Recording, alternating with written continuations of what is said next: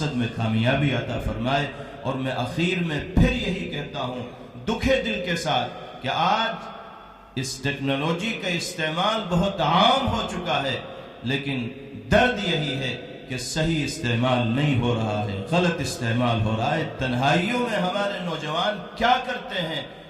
Face بک پر، what's app پر، Twitter پر، اور کیا کیا مناظر وہ دیکھتے ہیں۔ اللہ حفاظت فرمائے۔ جناب رسول اللہ صلی اللہ علیہ وسلم نے ایک روایت میں ارشاد فرمایا کہ قیامت کے دن ایسے لوگوں کو لایا جائے گا جن کی نیکیاں پہاڑوں کے برابر ہوں، لیکن جب اللہ کی بارگاہ میں ان کو پیش کیا جائے گا تو ان کی نیکیوں کو ذرات کی طرح بکھیر دیا جائے گا، کوئی وزن ان کی نیکیوں میں اور اچھے اعمال میں نہیں ہوگا۔ حضرت ثوبان رضی اللہ تعالیٰ عنہ نے عرض کیا کہ یا رسول اللہ اس کی کیا وجہ ہے؟ اتنی نیکیاں کرنے والے ہوں گے کہ چٹا لگایا جائے تو پہاڑوں کو پار کر جائے،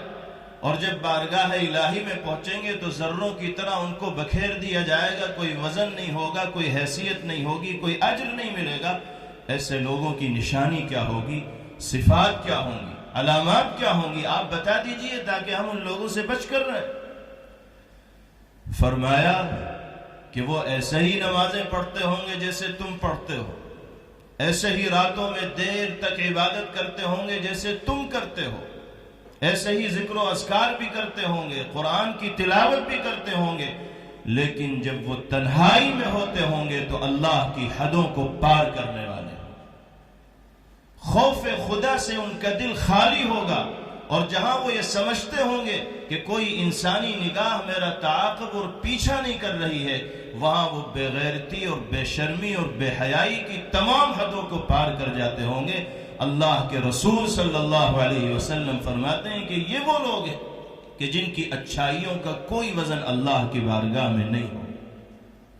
آج ہم جیسے گنہگاروں کی صورتحال یہی ہے کہ ہم 10 آدمیوں کے بیچ میں اگر ہوتے ہیں تو غلط کام کرتے ہوئے ڈرتے ہیں کہ جھوٹ بولیں گے، گالی دیں گے، گندی چیزوں میں ملوث ہوں گے تو لوگ طعنہ دیں گے کہ میاں ایک اچھے آدمی تم دکھائی دیتے ہیں اور پھر جھوٹ بول رہے ہو، شکل و صورت تو تمہاری ایسی لگتی نہیں جیسی زبان تمہاری چل رہی ہے۔ انسانوں کے طعنے سے بچنے کے لیے انسان اپنے آپ کو غلطیوں سے بچانے کی کوشش کرتا ہے، لیکن یہی انسان جب بند کمرے کے اندر ہوتا ہے، جہاں اسے یہ محسوس ہوتا ہے کہ کوئی مجھے دیکھنے والا نہیں، وہ ہوتا ہے اور اس کے ہاتھ میں موبائل ہوتا ہے، اس کی نگاہیں موبائل کی اسکرین پر جمی ہوئی ہوتی ہیں، موبائل میں انٹرنیٹ کا وہ استعمال کرتا رہتا ہے، کہاں کہاں وہ جاتا ہے، کن کن گندگیوں پر اس کی نگاہ پڑتی ہے، تفصیل میں جانے کی ضرورت نہیں۔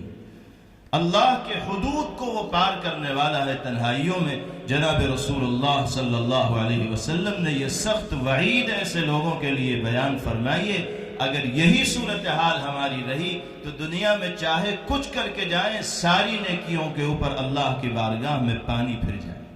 اللہ ہم سب کی حفاظت کرے، خاص طور پر امت کے نوجوانوں کی حفاظت کرے، نوجوان لڑکوں اور لڑکیوں کی حفاظت کرے جو قوم کا قیمتی سرمایہ ہے، قوم کا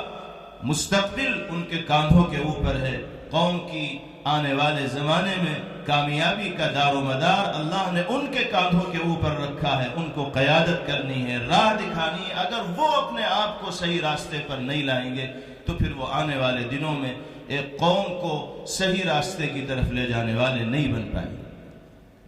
یہ کوشش اسی بدلاؤ کو لانے کی ہے،